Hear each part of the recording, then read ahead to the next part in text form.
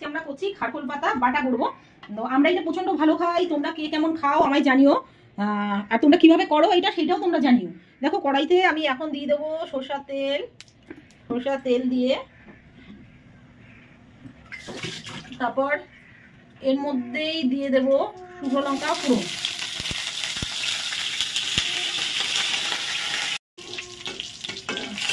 শুকনো লঙ্কা একটু ভাজা হয়ে গেলে হালকা আমি দিয়ে দেবো এর মধ্যে রসুন।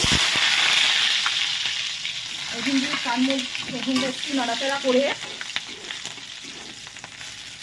আমি তার মধ্যে দিয়ে দেবো কালো জিরে দিয়ে একটু নেড়ে আমি দিয়ে দেবো এই পাতাগুলো।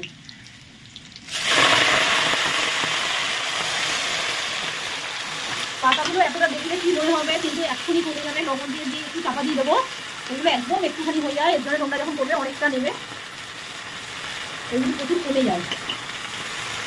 এই আমি লবণ দিয়ে দিয়েছি, সেই মধ্যে একদম একটুখানি হয়ে যাচ্ছে, এটা আরও কমে যাবে। তোমাদের দেখাবো যে আরও কীভাবে কমে যাচ্ছে, এটা নাচতে নাচতে আরও কমে যাবে যখন ভাজা ভাজা হবে। দেখো আমার খারকোল পাতা ভাজা হয়ে গেছে। এবার আমি এটা নামিয়ে নেবো, নামিয়ে নিয়ে এটা বেটে নেবো, তারপর তোমাদের দেখাচ্ছি। আমি এটা শিলে বেটে নিয়েছি, বেটে এই যে আমার রেডি খারকোল পাতা বাটা। এটা গরম ভাতে খেয়ে দেখবে ভীষণ ভালো লাগে। আর তোমরা কে কি নামে জানো জানি না, কেউ ঘাটকোল বলে, কেউ খারকোল বলে, যাই হোক তোমরা খেয়ে আমায় জানাবে কেমন হলো।